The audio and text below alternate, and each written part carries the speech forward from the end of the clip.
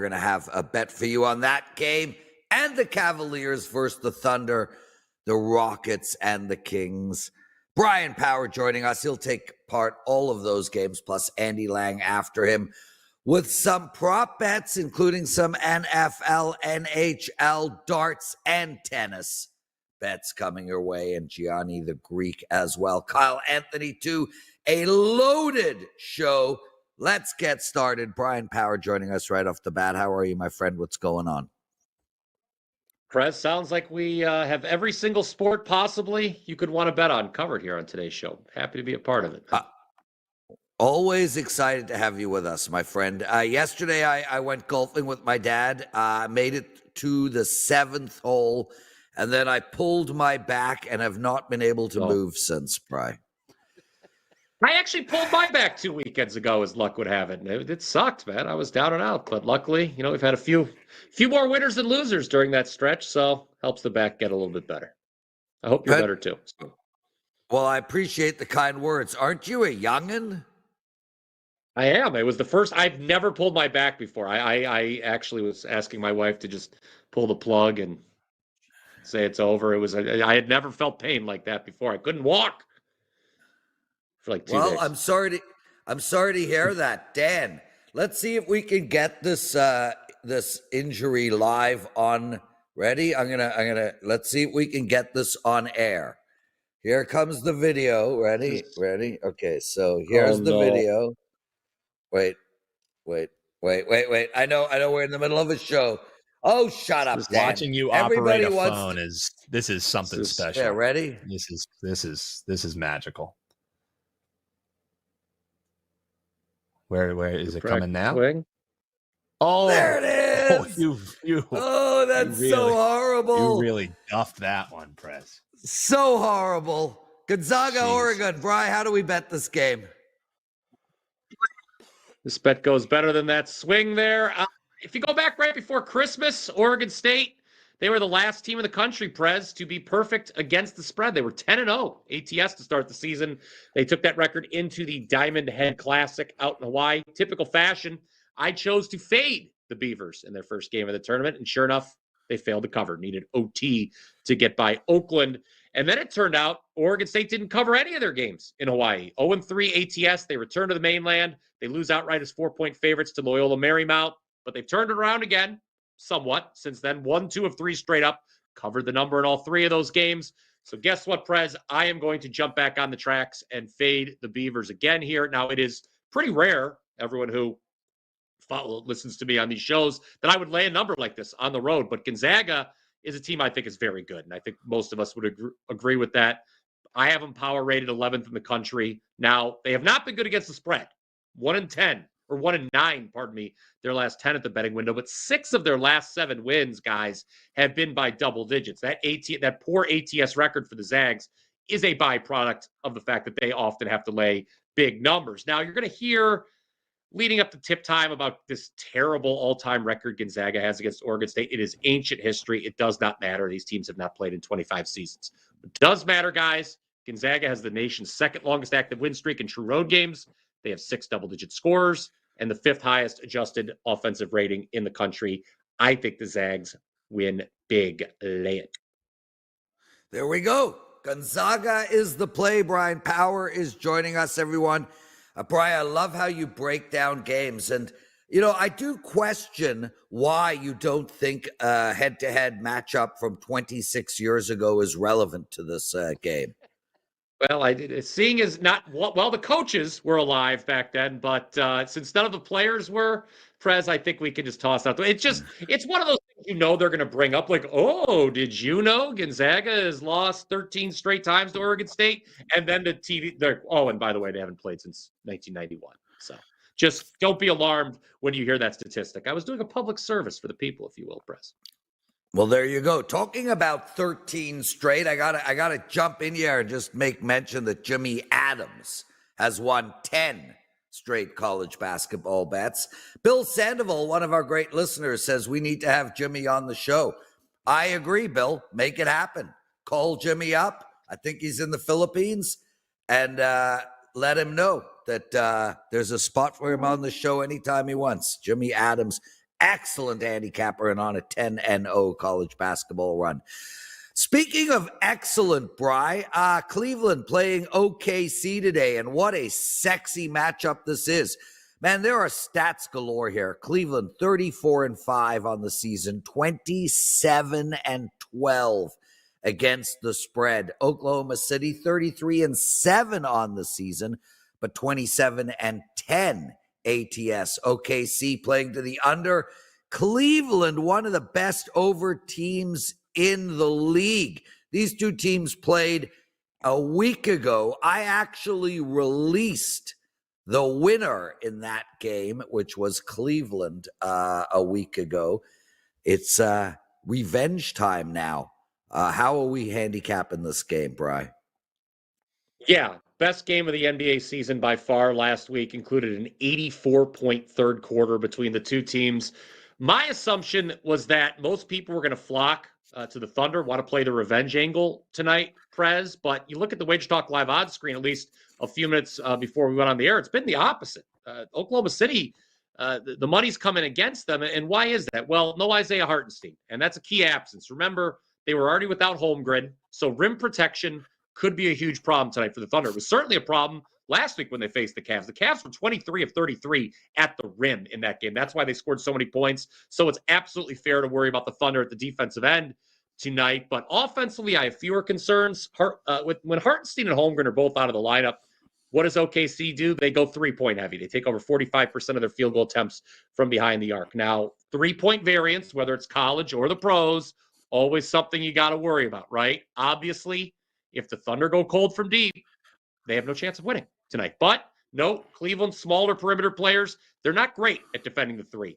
With the line moving the way it has, Prez, we can get the Thunder at a pretty cheap price on the money line. Yep. Minus 125. That's how I'd play it. I think the revenge angle is strong. They are not going to want to get swept by this Cleveland team. You know, tip of the cap to Kenny Atkinson. He's done a great job here in Cleveland, getting this team to the best record in the league. But Oklahoma City, for my money, is still the best team in the league. So I would play them short price at home on the money line. You're not going to get a price like this on Oklahoma City at home the rest of the season. There we go. Bryan Power on OKC. Bryan, what have you not shaved? Are you growing a red and orange beard in front of our very eyes? I didn't, that's the second time. Somebody jumped in the comments section. I forgot if it was the Power 5 or the Morning Wager yesterday and mentioned, I don't know, so when I have very little, it's just kind of stubble, but it's always gray there. So it seems, I don't know. I'll do better. I'll shave next time. You don't need to shave. I don't want to look ragged for you, Prez. Dude, I don't give a crap, bro. I mean, I wear hats, T-shirts. I shave. I don't shave. You do you, Bryan. You do you. You are the Prez, though. So yes. Prez or Z as you people call it. Bri, we got a great promo going. 3-day all access promo. Buy the 3-day all access, you get 1 day extra for free. Well, that's basically 25% more than yesterday when this promo wasn't around. So buy a 3-day all access and get your 4th day free. What do you got going for the clients? Yeah, and today would obviously be a great day to jump on board, Prez, because if you buy today, get the 3 days, get the 1 day added free. That covers you all the way through the NFL divisional round of the playoffs. If you want to be patient, wait till tomorrow. You can be covered all the way through Monday's national championship game, Ohio State and Notre Dame. And as luck would have it, Prez, being on the show, it's a good time for me to come on. I'm on a 28-14-1 all sports run the last 3 weeks, up 35.5 units during that time. Hasn't mattered the sport. Yesterday, 2-0 sweep in the Premier League. Tonight, I've got a 4% best bet in the NBA. Actually, my first NBA release of 2025. Prez, we've been taking it slow in the association since we flipped the calendar. It's only my second 4% best bet of the season. In fact, the first one was a wire-to-wire cover with the Bulls against the Cavs way back in November. You can get that now, WT.buzz/BP. There we go, Bryan Power. Let's get into our last game. We're going to talk about the Sacramento Kings. They're hosting the upstart 27-12 Beasts from Houston. And this game fascinates me, Bri, because both these teams are really on fire. I mean, Houston is coming into this game winners of 5 straight. They've won 7 of their last 10. They are covering 23-16 ATS on the year. They're playing a Sacramento team that won 6 straight and then lost to Milwaukee by 15. Sacramento is coming home after a 3-game road trip. I'd like to know who you're going to bet on this game. And also, I know in hockey, these teams that come back from 3-4-day road trips, that first game back is terrible spot for them to bet. I'm curious if you feel the same way about the association in that regard. I absolutely do, and I think the numbers bear that. I don't have it right now in front of me, but if you do, I know we've talked about it before in the NBA tip-off show and whatnot, that is a spot. The longer the road trip as well, typically the tougher that first home game back is. Yep. This isn't the longest road trip in the world the Kings are coming off, but it is notable. Good point by you there, Prez. Houston, you called them upstarts. I think that's a good way to describe them. Last night they go into Denver. They win big as 5.5-point favorites. Now that may sound strange to some of you. The Nuggets were obviously shorthanded. No Jokic, no Gordon. That makes it 5 straight wins for the Rockets. They're 10-3 straight up their last 13 overall. This is the second best team in the Western Conference, guys, behind Oklahoma City, who we just talked about. So even on the second night of back-to-back road games, Prez, I don't think the Rockets should be underdogs for the Kings. I know the Kings had that nice little win streak you mentioned before they gave up 130 and a loss to Milwaukee the other night. I actually happened to be on the Kings when they started that win streak, a win over Dallas, which was right after they made the coaching change. But I don't trust this Kings team as a favorite still. Now, they were favored when I took them against Dallas, but that was a case of me getting in front of a line move when I knew the Mavs were going to be shorthanded. You go back about a month, you're going to see Sacramento's 3-9 against the number. Their last 12 games, they've been favored. They've lost 6 of those games outright. Big difference between Houston this year and last. They're now a solid road team, 13-6 straight up away from home. Meanwhile, Sacramento, they've got a losing straight up record at home, 10-12. Give me the points with Houston. Better team. I give us some likes, guys. If you don't mind taking a second out of your day and hit that thumbs up button, it'd be greatly appreciated. Bri, you've promoted, you've given out your bets. I really appreciate you doing this with us. I know you're running hot and you've had an outstanding football season. Kick ass, man. Love having you on. Thanks for doing this. Bryan Power, everybody. See you, brother. Just a quick shout out. I got a big NHL play up tonight. Look, it's a 3% play, so it's just my average unit play. But it is a money line NHL play. I think this is my first money line NHL bet in a month. I very rarely have NHL money line bets. I'm close to 63% on NHL money line bets over the last 2 seasons. I'm also on a 14-5 run in NHL. Actually, I'm on a better run. My record is better than 14-5. Let me double check. 15-4. I'm on a 15-4 NHL run, and I love my NHL play tonight. But I do have a free NHL play to give out to you guys as well going into tonight. And that's really the under in the Rangers-Utah game. Look, I'm looking to bet the under in every Utah game, flat out. This is a team that's a stone-cold under from start to finish.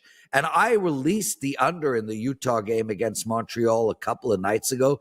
That did lose. Utah put up 3 goals in that game. To give you guys perspective, that is the first time Utah has put up more than 2 goals in 6 games. They've only done it twice in their last 10 games. Just think about that. This is a team that has scored 3-1, 2-1, 2, 5-1, 2-1, 2 in their last 10 games. 1, 2, 3, 4 times they could not get over 1 single goal. And now they play the Rangers, and the Rangers are an under team too. This is a team that's gone under 3 straight games, and also a team that is finding it tough to get consistent scoring. They only put up 2 against Colorado and 2 against Vegas. They're also playing much better defensively of late. So I think we're going to see a low-scoring 2-1, 3-1 type hockey game. Under 6 is the total here. That's where we are going. Andy Lang joining us. How are you, my friend? Doing really good. Good breakdown. I like that. That's a solid look. I like when you find those teams that are just struggling to score. It's just unders galore, unders galore. It's so hard to break out of a scoring funk in hockey. It really is. Well, I've been in one for 16, 55, 40 years. Yeah, 39 years I've been in the scoring slump, Andy. I understand. We got some good plays, and the Bahrain Darts Masters starts today. Well, I know. Well, Can listen, you feel the excitement? Dude, literally everybody has logged in to hear about the Bahrain Dart Championship. My parents, who are standing right there, want to know who to bet in the Bahrain Dart Championship. My dad is like, tell me, please. We can do that. You want me to start with darts or NFL? Darts, of course. Nothing supersedes darts. All right, we got some. The first match just started today, but we got matches that go on throughout the day. So let's do a darts parlay. We're going to start with Luke Littler to throw the most 180s. He plays Lagan. They played in November. Littler had 5 180s. Lagan had 1. This is a complete mismatch here. Littler won the most 180s at the PDC World Championships by a mile. I'm going to go with Peter Wright under 2.5 180s. He just doesn't throw a lot of 180s. And Prez, these matches are quick. It's just first to 6 legs, so we don't have sets or anything. This is not a long game. The guy he's playing is not very good, so I don't expect him to take much chances. And then we'll par that with Aspinall. I have to bring up this guy. So he's facing a guy, Chao Zhang, who's only played 6 professional events since 2017. He's lost all of them. And in 5 of the 6, he got goose-egged. So talk about an absolute – he's playing a top 10 guy in the world, so this will be another ass-kicking. So Littler, most 180s, Peter Wright under 2.5 180s, and Aspinall on the money line, they get you to minus 127 on DK. Okay, so just to summarize, Dad, Andy likes some guy to do something around a 180. Okay, there we go. Did I cover that well? Close. It's not 180 as in turn. It's well, that would be a 360. Score. No, I said turn half. Yeah, turn halfway around is a 180. So there's your darts info for the day. There you go. Let's turn our attention to some NFL. Andy Lang joining us, everyone. Guys, if you don't bet Andy's prop bets, you don't like money. I'd love to know. You know, it's an interesting question, Andy, because you come on the show every day almost, Tuesday, Wednesday, Thursday, Friday. We have spoken about how great you are as a bettor for a couple of years now. I mean, literally every time you come on here, I'm like, Andy is top 2-3 bettor we have. I'm curious why people aren't betting your plays. Now, I'm not implying that everyone's not. You have a lot of clients, but I mean, I would expect every single person to be betting your plays. So I ask you people in the chat room and the comment section, why aren't you a long-term subscriber to Andy Lang? Literally, tell us why you aren't one. I'm curious, Andy, because, I mean, if Warren Buffett was giving out free advice, people would be taking it. Yeah, some people don't like that I bet a lot of things on sports that they're not interested in, which is fine. How is that even a thing? It's what we get. We get most comments is why. Nope, I want to be betting on something that I watch. Hold on, Andy. Are not watching darts. Andy, sorry, it's my stockbroker. Oh, you have a stock that will double? Oh, but it's in an industry I don't like. I don't want it. Don't want. It'll double in one day? You have a stock that will double in one day. Not interested. Sorry, I'm not interested in a double in one day. It's in a industry that I'm not familiar with. Wow, double in one day. That's like a meme coin. What are you talking about? Your bets double in one day.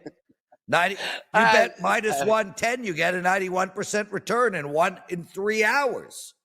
It's a great point. Let's go to the NFL. We'll see if we can catch some of these. Here's a sneaky one. Samaje Perine over 10.5 receiving yards. This guy's sneakily gone over in 12 out of the last 13 games he's played in, and 7 straight. Houston gives up 23.7 yards receiving to running backs. What's scary about this is he normally only has 1, maybe 2 catches per game. So you're basically hoping and waiting for that one play, like that called screen pass. And if it doesn't hit, you're like, oh God, is he going to get another catch? But it's been working. So, I think you keep riding with Samaje Perine. But again, if he gets one catch early in the game, you just like, great, awesome, catch it early. He could go in the fourth quarter and he doesn't have any targets. But he's been an integral part of the passing game. I mean, you can't ignore cashing 12 out of 13 games. So I look for Perine over his receiving yards. Eddie, it's funny. You remind me of a prop bet I took a couple of years ago. I went 10-0 in prop bets in the Super Bowl, and I took 44 on San Fran, Krasinski or whatever. You know what I'm talking about? The fullback. I took him to score a touchdown. Yeah, Juszczyk. I took him to score a touchdown at plus a gazillion. He did it like in the first 5 minutes of the game, and it was over and done with. It was like, it's great. Thank you. Isn't it great? We cashed. Yeah. Okay, you've got a prop bet. You've got a prop bet for us in the NHL. It's on the Vancouver Canucks game. Fill us in. Yeah, JT Miller's really gotten hot on his shots on goal. They're still giving us 1.5. So I'll take the over. He's only gone over in 19 out of 33 games this season, but gone over 9 out of the last 10, averaging 4.8 shot attempts in those 10 games. So if he's getting 5 shot attempts, I got to believe 2 of them are going to be on net. Kings are number 1 in shots allowed. They've been great defensively, but strangely enough, he's gone over in 6 out of the last 7 games he's played the Kings, including one this season. So I don't know, for whatever reason, he just always goes over his number when he plays the Kings. It's a good matchup for him. So we'll take JT Miller over 1.5 shots on goal. There we go. Andy Lang. We got an Australian Open update coming our way, and then we'll move on. Yeah, kind of some big upsets. 3 teenagers have upset top 10 players so far. So it's kind of something that's interesting. I do have to point out Medvedev got upset in a marathon match by Tien. That match literally got over like an hour and a half ago. I woke up this morning. I was like, why are they still playing? Couldn't have happened. Couldn't have happened to a nicer guy. Well, Medvedev gets upset. Tien's in big trouble. He's got to play tomorrow night. Like, he has no rest. He just played in this brutal, long match. He might be a fade spot. I'd say Swiatek looks great. She faces Raducanu, who's also looked really good. That's going to be a sneaky one. Don't be surprised if Raducanu pushes Swiatek, number 1 seed there. I don't have a free play. I would say stick to the one from yesterday. If you didn't watch yesterday, it was Djokovic and Macek go over 36.5 games. Oh, yeah. When does that game go? I think it's tonight. It's the Australian Open, so it's either tonight or tomorrow morning, depending on your time zone where you're at. The times get me all confused. So, Andy, what do you got to promote? The buy 3 days, get the 4th free. We have a 5% UFC play that goes off on Saturday. We had 1 UFC bet last week, easily cashed. That's a 31-19 run. So you get those. You get our NFL props. Run a 12-6 run in those the last 4 weeks. You get any NBA, NHL, golf just teed off. So any plays we have for daily round scores, you'll get those as well. A lot of really good things this weekend. 33% discount. WT.buzz/AL. There we go. Andy Lang. Great stuff. Dan, I know you're not responding to my Slack questions, but who's our next guest? Oh God, I got to put up with. I got to put up with that handsome.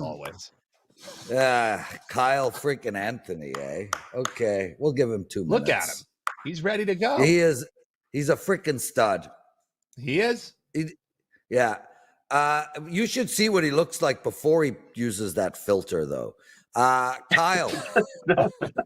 I don't know why. No filters needed. This doesn't. I don't use no filter. I don't know what I look like. A little grainy over here.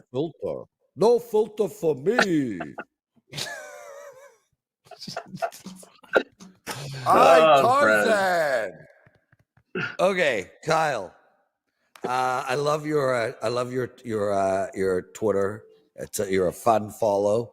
Let's get into some actionable betting info, if you will. We got a UFC card coming up. Who do we bet in this card? Well, the first one we could talk about here is Umar Nurmagomedov versus Merab Dvalishvili here. You've got Umar sitting around minus 330. Come back here on Merab. The current champion is plus 260. Now, Umar, 18-0, has that Nurmagomedov last name and went out there recently and beat Corey Sandhagen. A nice showing for him, getting the takedowns, getting the opportunity to get control time, and getting the victory. But the one thing about, Umar is that his rise to the title isn't that impressive. It really isn't. I mean, yes, he beat Corey Sandhagen, but a guy that can be taken down. Prior to that, he beat Beksat, a guy from Octagon Promotion who actually dropped Umar in the first round. Yes, Umar got the victory, but not the greatest look. Prior to that, Hani Barcelos is old at this point, 2-4 run in the UFC. Nate Maness, cut from the organization. Brian Kelleher, cut from the organization, 0-4. That's not the greatest run overall. Not saying he's not skilled, but that's not the greatest run. While Merab on the other side here is sitting at plus 260, has all he's done is beaten former champions and killers. He just beat Sean O'Malley, former champion, Jose Aldo, former champion, Peter Yan, former champion, and another former champion, 2-division champion in Henry Cejudo, who is a world-class wrestler, and Merab was able to go out and out-wrestle him. Now, the big thing here is that Umar has not had to face any type of adversity since he's been really in the UFC or anything prior. He's been able to go out there and set the pace. In this situation, Merab has the best cardio in the UFC. He weaponizes that pace. He weaponizes that cardio. He moves forward, and he continues to push that pace. And I also think that if this goes to deep water, it's going to start to favor Merab big time. And I also do believe that Merab has the physicality advantage. He's going to have the strength advantage. And I think those things are really going to help him in this spot. And now you're looking at a line sitting at minus 330. This is a big step up in competition. It's the first pay-per-view for Umar against the current champion. I think this line is off. I think this is a dog or pass spot. I like Merab here. I think plus 260 is a great number on the current champion in the co-main event. And keep in mind, guys, Kyle Anthony was on last week, and you gave out 2+ money bets. You're 2-something-1, right? You cashed a beautiful dog last week. Yeah, so we had Christian Rodriguez, which was plus 225, that cash. The other one was who was it? It was Chris Curtis, he was plus 220. He was minus 400 heading into the third round and got knocked out with 1 second left in the fight. So that also had a really good chance to cash as well. That's fighting. That's how it goes. But the read was there, and we had the right side. Kyle Anthony joining us, everyone. Kyle, where do you watch these fights? At a bar with all the women or at home with your harem? There is some women involved, but a lot of times I'm out, or I like to sit home. Sometimes I don't like to be around anybody. I like to just be focused, watching, and sometimes when my friends are taking it, I don't want to hear anything. I don't want to hear a word. I want to focus, but there are some festivities involved. Excellent. Okay, so let's get into this next fight. Reinier de Ridder, I'm guessing he's either South African or a Hollandese, against Kevin Holland. Wow. What are you doing here? I always got to get you those easier names, but yes, we've got Reinier de Ridder. He's sitting around minus 120. On the comeback here on Kevin Holland is plus 100. Now, de Ridder, 2-division champion outside the UFC at 1 FC championship. And this guy is a wrestler. He's going to look to push forward. He's going to look for those takedowns and hunt for those submissions. Now, in his UFC debut, he faced Gerald Meerschaert. Gerald Meerschaert, UFC veteran, kind of a journeyman fighter, and he went life and death with Gerald Meerschaert. Now, Meerschaert, credit to him getting that, he submitted him in the third round. But to be honest, in a victory, I don't think de Ridder could have looked any worse. I thought his wrestling looked terrible. I thought his top control was not that good. His striking was not good at all. And yes, he got the victory against a 37-year-old in Gerald Meerschaert. But either way, yes, a victory, not the greatest performance. Now on Saturday, he is facing Kevin Holland. Now, I get it. Holland is a guy that does struggle defending takedowns. That is the path. And that's why I do believe this line has moved. It opened up around plus 130 for DeRitter. Now it's sitting at minus 120. And I get it. I get why that's happening. But I also don't agree with it. I mean, DeRitter, I think, is overall not very good. I don't like what I've seen from him. And I think another big thing, considering also the things I just talked about, is wrestling and how sloppy he can be. His cardio is not good. It is overall just terrible. He's got really one round of cardio and then things start to tilt off. Even outside the UFC, that has been a problem for him. And now you've got Kevin Holland, who has good cardio. This is going to be in the bigger cage, not that small Apex cage in Las Vegas. I think the footwork of Holland is going to work. I think his striking is going to work. And also, DeRitter shoots takedowns from across the octagon. He, very slow when it comes to that. As this fight wears on, I think it heavily, heavily favors Kevin Holland. And now if this fight plays out on the feet, Holland striking far more superior, faster hand speed, 3-inch reach advantage, much more power. And I think that there could be a knockout opportunity here for him. But if Gerald Meerschaert is landing big shots, who is a pure grappler with no striking, I do believe Holland lands at a much higher clip. So in this spot here, I think if you're going to be getting a pick'em plus 100 number in Kevin Holland, I think it's the right side here. And I like Kevin Holland in this spot. Great segment, Kyle. You break down games phenomenally. We're lucky to have you. I'm very surprised that you are not like one of the lead, UFC analysts literally on TV. Like Joe Rogan is not Kyle Anthony, at least in breaking down games. I met Joe Rogan. He did not like me.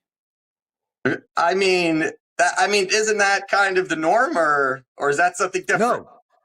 Well, I go through phases. It's called the 10 phases of Lawrence. And normally phase 1, you don't like me.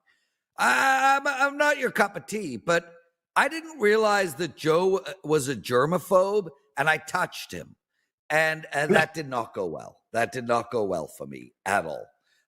So he hated you even more. He already hated you, and then the hate really started to pile on when that happened. It's okay.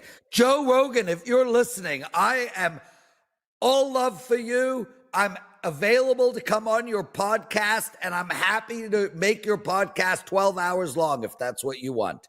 Kyle, what do you got to promote?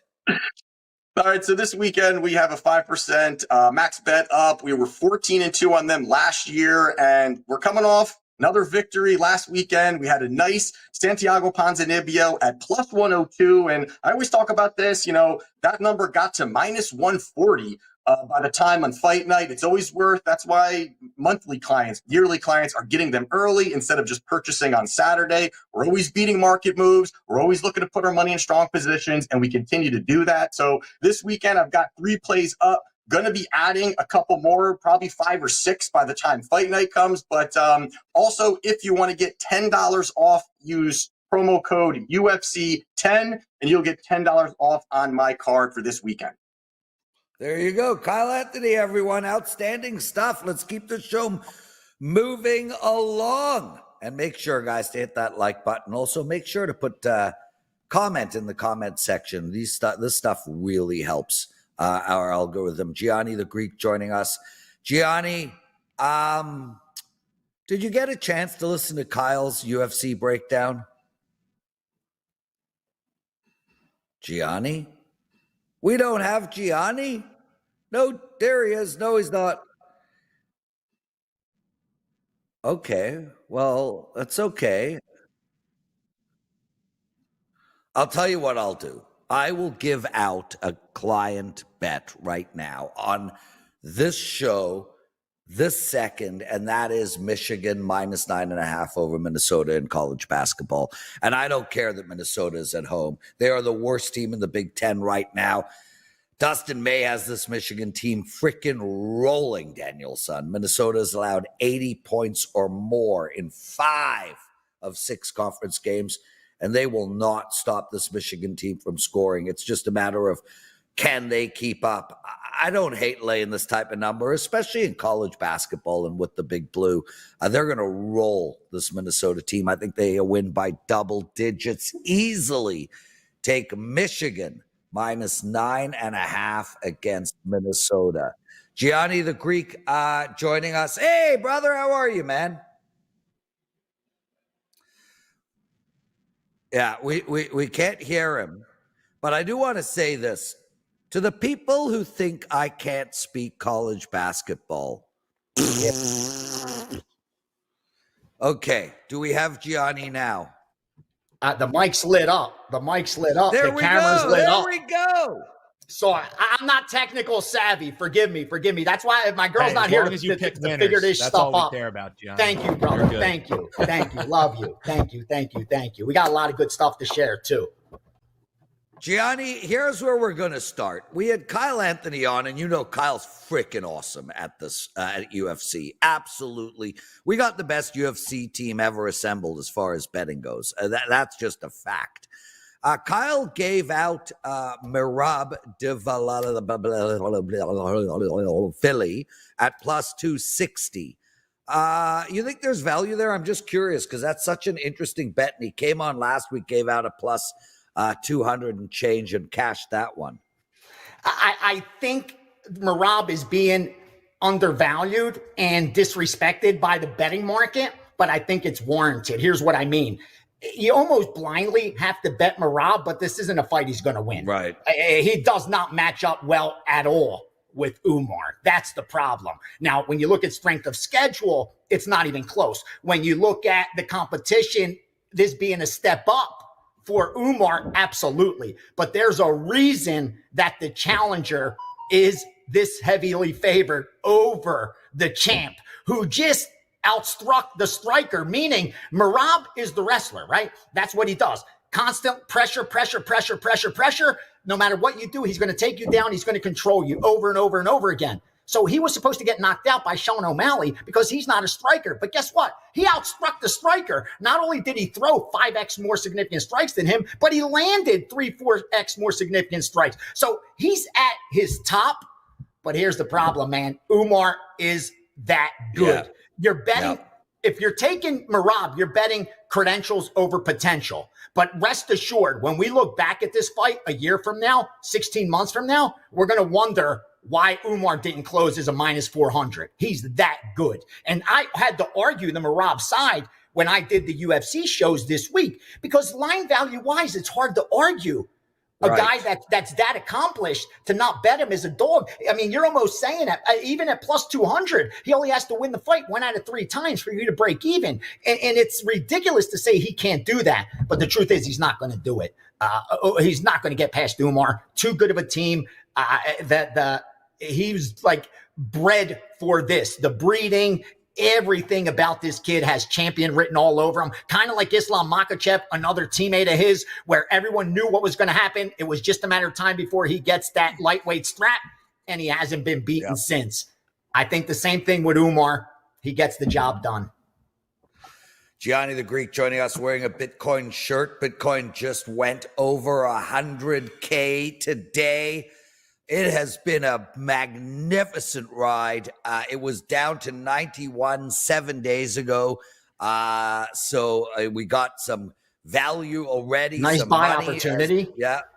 I agree. I like, for me now, Gianni, and I'm going to tell everybody, I think it's just a hold. It's just don't buy, don't sell, don't short, don't long, just hold.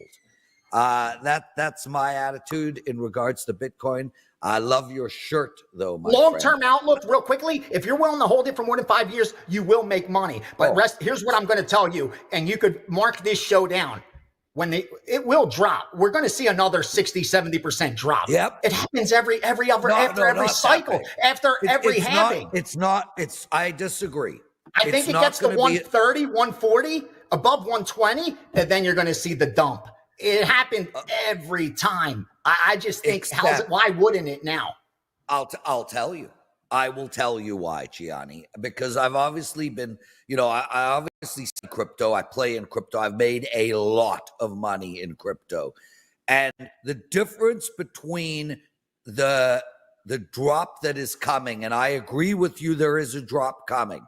The difference between the drop coming now versus the drop coming 6 months after last halving and 6 months after the halving before, is that street strategy, BlackRock. None of these people were so vested as they are now. The floor is not as low as it was. There is simply too much money out there by too many incredibly talented institutional investors for a 70% drop. Do I expect a 30? Yes. Do I think we're going to see Bitcoin back into the 70s and 60s? Potentially. But a 70% drop drops us to 30, 40K. And I think those days are behind us, Gianni. I think the minimum this thing drops, the floor is somewhere around 57. Yeah, I can see that. Especially if it gets up to like that 140 range. Well, then you have your 70. Then you have your 70% drop opportunity because because from there it's down into the 50s. Gianni the Greek, let's go, bro. Some hoops for tonight. Yeah, and real quickly, League of Legends. I got a League of Legends play. They've been hitting these when they come. They come like once every 2 months or so. I don't even know if it's still on the board, but I bet it last night. It's BNK Fearex. That's the team name at plus 400 all the way down to plus 350 they're willing to take against KT Rolster. KT Rolster. Some video game, esports. I have no idea. But like I said, they've been doing well. Here's some college basketball for you. Sides 768, Old Dominion plus 5, 766. Florida International plus 5, 821. Southeast Missouri State plus 3, 778. Rider plus 1.5. Rider plus 2, 847. San Francisco minus 5.5. 732. St. Pete plus 1.5. And a couple totals real quick. 762 under 152.5 Stony Brook. 763 over 155 Temple. 833 over 146 Rutgers, and 812 under 147 Utah Valley. Some of the college basketball we got down earlier this morning for some of these groups. Gianni, NBA, NHL, are you seeing anything out there worth discussing? No, nothing I saw that is sharp. But what I did see in the back end, all one-sided action on the Detroit Pistons over the Pacers. I'm talking from the public accounts that bet NBA pretty much every day. Everybody's on the Pistons for some reason. Game 524, 524, 524. They keep betting the Pistons, and the line's only moved about a half a point. That's been nothing but public money moving it, and they're blindly betting the over as well in Suns and the Wizards. That one dropped from a high, I think, at like 235. Right. So the wise guys bet it under, public's betting it over, kind of what you get in the NBA each and every day. Nothing jumped out in the NHL so far. NFL, Gianni and I are going to take apart all 4 games tomorrow and discuss what we like in them. But I'm seeing very little movement since yesterday, Gianni. We did get a little bit of money come in on the over in the Houston KC. We spoke about that might happen, and now it's 41.5 across the board. Nothing has changed in the Buffalo-Baltimore game. The Rams and Philly, all 5.5s are now gone. So it is 6 for Philly across the board. And Detroit and Washington, the money's coming in on Detroit. And we do have a 10 out there now. Yeah, I think that's the team that blows out Washington. We've seen it so many times in the past. A team like Washington that outperforms their season win total gets that first week win. So you know it's a team moving in the right direction, but eventually the luck runs out. Nobody's been luckier than the Washington Redskins. I mean, you look at like their turnover ratio. You look at like their score margin. Yeah, they just get so lucky. Again, they've been getting the job done, but I just think that luck runs out in Detroit.